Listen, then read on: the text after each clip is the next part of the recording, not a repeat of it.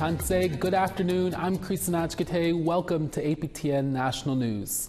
Last year, APTN News told you the story of Roberta Gladue. She's from Enoch Cree Nation near Edmonton and has been fighting to get her grandparents' land back. Today, that land is the Enoch Powwow Grounds. Now, more members are stepping forward with similar stories. APTN's Chris Stewart has more. Roberta Gladue's grandfather, John Baptiste Yellowcalf, was incorrectly registered to the Beaver Lake Cree Nation by an Indian agent in 1940. Instead of the Enoch Cree Nation. Being illegitimate, his last name was registered as Gladue, his mother's maiden name. Roberta remembers playing outside her home in what is now the Enoch Powwow Grounds. She says her family was removed from the land when she was a child, and they were relocated to another part of Enoch. When her grandfather died in 2017, she discovered that an Indian agent error in 1940 incorrectly listed her grandfather as a member of Beaver Lake Cree Nation instead of Enoch. That error ended up costing the family their land. The land her family owned also has ongoing oil wells. There was a trust fund worth nearly $1 million that she wants her family to have. A lease agreement was signed by her grandfather and Indian Affairs. We want that land back. We want that land transferred to us. And with my grandmother's and the wrongdoings that was done to our family. She has proof. She has certificates of possession showing 2 large lots of land belonging to her family. Since last summer, she has been continuing to work. When I talked about the inaccuracy of our record keeping, I've so far got a court order. My grandfather, John Baptiste Yellowcalf, is put on my dad's birth certificate. And Roberta isn't alone. She has found 5 other families with similar stories of lost land. Marvin Ward says his family is also looking for land to be returned. Well, we should be living on the land, but no, they're placing us all over the place. And it's land that where we should be living on. And if nobody speaks in behalf of our family, this is going to be swept under the rug. Marilyn and Pauline Papin both want land back their family once owned, but lost due to inaccurate records. Marilyn's mother's band membership record was deleted. They started taking away that land. My mom had land, and my Auntie Lily had land, and they just took it away. And then when my son wanted to build his house on my land, And me. you know, like he. They told him no, that he'd have to build a house on band land only, not on my land. That was given to me, like my mom left each one of us kids so many acres. Roberta Gladue says Enoch leadership has not helped. Straightening out those records and the hurt that we had to, they're harming us by not allowing us to correct our records as being landowners or even to connect our lineage as to who we are. Being refused to use Yellowcalf, excuse me, that's who we are. Yep. Gladue Yellowcalf. APTN reached out to Chief Cody Thomas. He directed us to Membership Manager Sonia McDonald. She told APTN that she was unfamiliar with the situation because it developed before she started this job. The families here will continue to fight Enoch Cree Nation and the Crown to reclaim their lands. Chris Stewart, APTN National News, Enoch Cree Nation. To a story we told you about last night now, a former national chief of the Assembly of First Nations has launched a $5 million lawsuit against the organization. Roseanne Archibald was the first woman to be elected national chief of the AFN in the summer of 2021, but she was often at odds with the regional chiefs that make up the executive during her time in office. In 2022, Archibald faced allegations of workplace harassment by AFN staffers. In response, she said these allegations were a result of her calling for greater financial transparency in the organization. Archibald was officially ousted from the national chief position at a special chiefs meeting in June of 2023. The statement of claims says she is seeking damages for defamation, breach of contract, and negligence. Cindy Woodhouse-Nepanak was elected national chief in December of 2023. In an emailed statement, the AFN said it will not comment on the ongoing litigation. A unique partnership between a housing developer and a First Nation in British Columbia is expected to benefit 4 low-income families on reserve. These 4 homes built in 2016 were originally slated for demolition to make way for higher density development, which is supposed to preserve natural landscapes and keep building projects within specific areas. But then the developer reached out to the Stahelis First Nation and offered the homes for free. Willie Charlie is Grand Chief of the Reserve. He welcomes the help and the good gesture. I think it'll have a huge impact in our community. You know how most First Nations communities do have inadequate housing for all of their members. And the housing developments that they do have, like some of them are old, moldy, we call the Indian agent homes, the matchsticks houses, and so we have such a huge waiting list that this will definitely be able to be used by low-income families units. A new documentary called Red Fever looks at how Indigenous people influenced Western culture, from negative issues such as cultural appropriation and the stereotypes that persist to this day. Angel Moore spoke to 2 of the doc's creators. Everyone encounters an image of an Indian at one point or another. It captures something in their imagination. This documentary is called Red Fever, the Indigenous Influence on Western Culture. Neil Diamond stars and co-directed Red Fever. He says pop culture stereotypes Indigenous peoples. They were kind of disappointed that I wasn't dressed like what they were seeing in movies, you know, didn't have buckskin or long hair, brave. Yeah, so sorry to disappoint. Co-director Catherine Bainbridge says the film looks deeper into the obsession of Indigenous culture. Cultural appropriations may be kind of passé in a way. Kind of everybody knows you're not supposed, or a lot of people know, you're not supposed to do it. But we had a sneaking suspicion that a lot of non-Native people, mainstream people, didn't know why, and they might be too afraid to ask, and they didn't really know all the really what it's all about. So that's how Red Fever came about. Red Fever includes how Indigenous culture gets appropriated for fashion on the runways, in movies, and sports mascots. Diamond is from the Waskaganish Cree community in Quebec. He says it can be flattery or offensive. I get why people are so offended, you know, they're hurt by what they see, especially their culture being appropriated, especially the people who've lost so much, you know, like they don't have their language, like their grandfathers probably don't speak their language, and they don't hear the stories the way they're meant to be heard. But Red Fever goes further and shows Indigenous influence down through history, such as the Haudenosaunee Confederacy's system of government and its impact on the new American democracy, and how Indigenous people affected sports through athletes like Jim Thorpe. So really the film ended up in large part really discovering hidden stories that have been hidden to all of us about the massive Indigenous influence on Western culture. Diamond hopes Red Fever will inspire future generations. I hope that they look to their history more, talk to their elders, you know, like that's how we got started with the nation and filmmaking, as we filmed like our elders and they told us, you know, our very rich history, you know, and I think a film like this will, you know, it will instill pride in a lot of young people, you know. Red Fever is playing in theaters across the country. Angel Moore, APTN National News, Jabuktuk, also known as Halifax.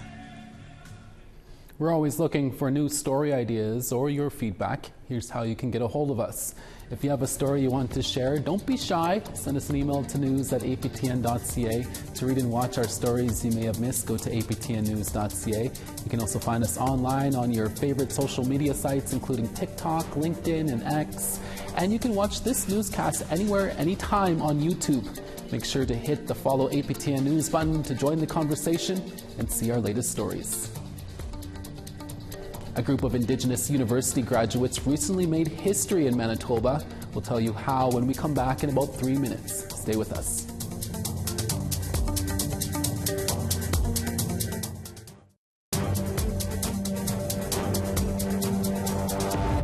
Welcome back. Hip-hop artist Snoop Dogg is currently on his Cali in Canada tour and rolled down the streets of Winnipeg this week. And one woman from Enoch Cree Nation got an opportunity to help gift the big boss Dogg himself.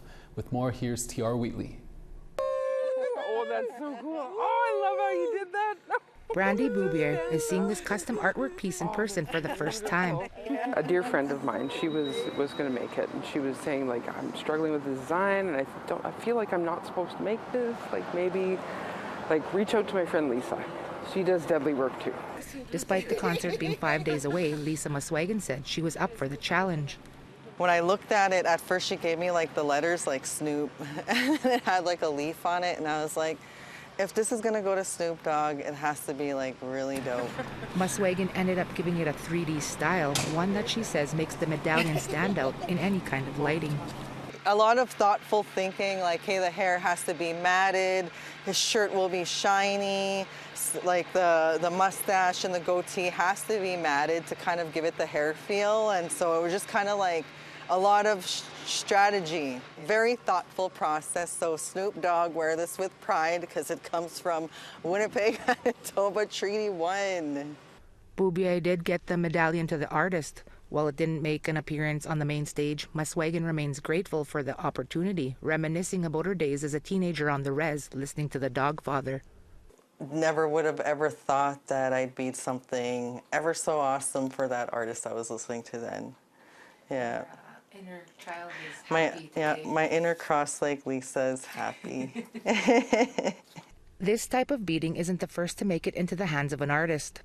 When Ice Cube did his tour, somebody threw a medallion on stage, like just hoping that he would get it, and he was so appreciative. This is Indigenous land, and so we should be giving him something that's connected to Indigenous land and Indigenous people. Connections that Muswagan says the art industry needs. Man, I encourage all you new beaders out there, just keep going no matter what anybody says. Beading is a life skill and a life journey. There was a time where I had to take like a day off because it wasn't looking like Snoop. It looked like a random uncle. No, just kidding. Now she's sea-walked into the bank with them C notes from this custom order made for D-O-double-G. T.R. Wheatley, APTN National News, Winnipeg. Love the Snoop Dogg dance moves, Lisa and Carmen. For a group of Indigenous women, all new university graduates, the road to get their caps and gowns was a long one. They made history, becoming the first ever Indigenous cohort, graduating from the University of Winnipeg's Developmental Studies. And as CTV's Danton Unger reports, these women hope their stories will inspire others.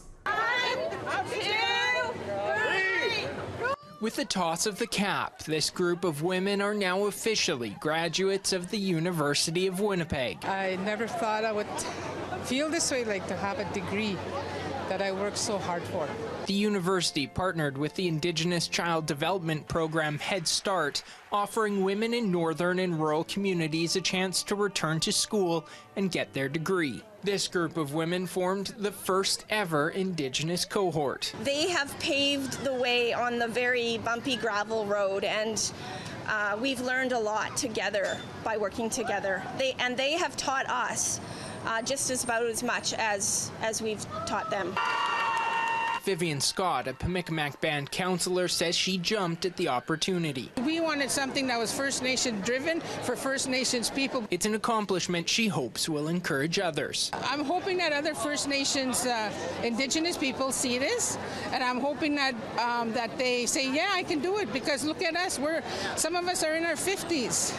And that if we can go back to school, you can go back to school. This group of women still had their fair share of difficulties. I'm not going to lie, it was intimidating, right? Because we were out of school for so long that it was a lot. Like our first class ever was through Zoom. Not to mention, they started classes in the middle of the pandemic. But that didn't hold them back. Everybody supported each other.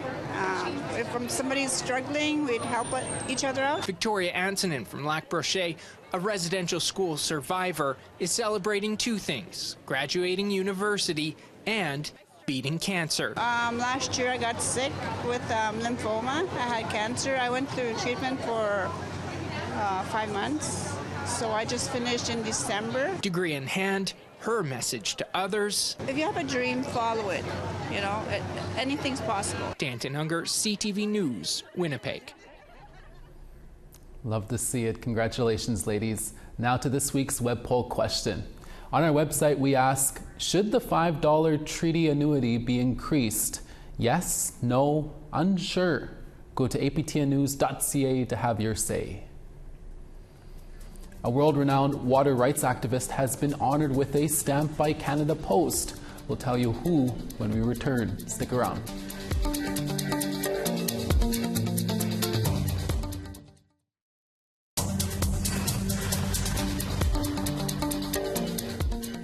To the East Coast, Charlottetown 26, Halifax 18.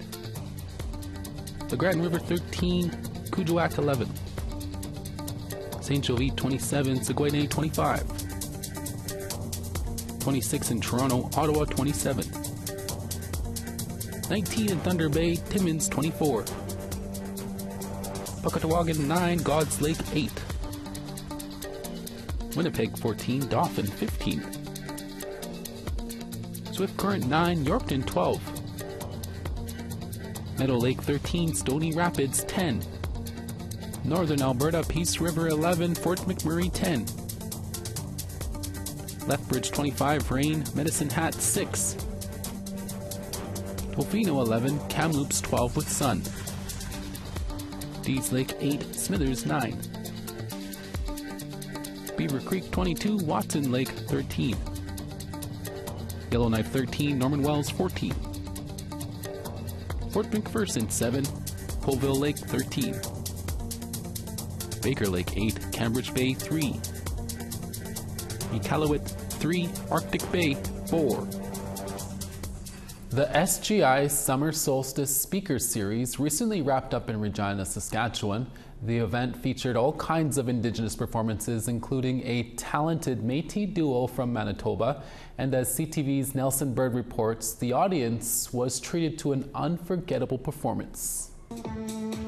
This is no ordinary Métis performance. It's a journey of thoughts, emotions, and movement. Tibert et Douzy are a French Métis duo from Manitoba. Their real names are Rob Malo and Alexandra Thérault, and they captivated the audience at the Royal Saskatchewan Museum in Regina. I love music, so when I'm performing, it just feels right. We don't rehearse very much. Not at all. And I remember being like, maybe we should rehearse, and then you were like, no, I want to keep the natural feel, and that's what we do. We just show up and we're ourselves. Tibert has performed for more than 13 years as a juggler and storyteller. Music was never something that I really focused on as a stage performer. I'm a storyteller, I juggle, I'm a slam poet. A few years ago, Tibert and Douzy's path crossed. Call it fate or destiny. It was meant to be. When I was young and I was in school, we had Tibert come perform for my class, so I knew him like that. And this is who they've become. The crowd is unsure about what to expect. On the stage are a few props, Métis sashes and musical instruments, even a boat oar. But soon they all come to life. After a slower song, the audience is given some instructions on dancing, and before you know it, most are on their feet. I was so proud of my children for getting up and dancing. I wanted them to be brave and go for it. So I loved how the music just got us up and moving. It was awesome. There was lots of energy, and it's really good for kids. Love the music. I liked him juggling. Tibert can juggle anything, or so it seems. He also plays what's called a jaw harp, a metal instrument that sits between one's teeth, and if one is not careful, it can cut deep. Anybody want to learn how to play the jaw? The jaw harp is one of the most ancient instruments in the world. Every culture has a version of this. I knew nothing about it. And then you get to experience it. But it's not all laughter and music. Tibert always takes time to tell a story, a tradition among all Indigenous people. And the stories are meant to teach and enlighten. And Tibert's teachings hit close to the young man next to him. the goal is for him to be able to soar higher than any of us have ever gone. T-Bear and Doozy have great chemistry as performers and friends, but their time together is coming to an end. Soon, Doozy will start university. There will be adjustments, but one thing is clear. Doozy, who is only 21, will cherish this time as much as his own childhood. I knew that I wanted to be a fiddler, and I was very determined I wanted to play like the great fiddlers. So when I was a kid, I remember screeching on my fiddle and just trying to work at it so that one day maybe I would stop screeching. A young man with his mentor close by is one of the many acts who've graced the stage at the SGI Solstice Speaker Series.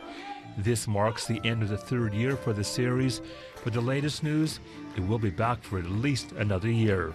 For Indigenous Circle, I'm Nelson Bird in Regina. Beatrice LaValle was well known for her work as an elder at the First Nations University in Regina, Saskatchewan, and for her work in the community at ceremonies and feasts. She has passed on now, but as Shania Geddes of the First Nations University tells us, Cook'embee's legacy lives on. The late Cook'embee played a crucial role at the First Nations University. Today, her legacy lives on through Cook'embee's Cafe, which provides a sense of stability for the students in the daycare at the university. I knew her to be a very kind and approachable elder. She used to actually come up to me and start conversations, so it's very comfortable. She's a very kind person. The cafe opened in October 2023. All the proceeds go to the Child Care Center at the university and feeds the students and the faculty every day. It's just important that we tell as many people about it as we can to just keep the business going and keep Cook'embee's alive. Despite the passage of time, Cook'embee's Cafe remains a historic pillar of the First Nations University, providing not just food, but also a sense of comfort to the students. Shania Geddes, Indigenize News Regina. Thank you, Shania.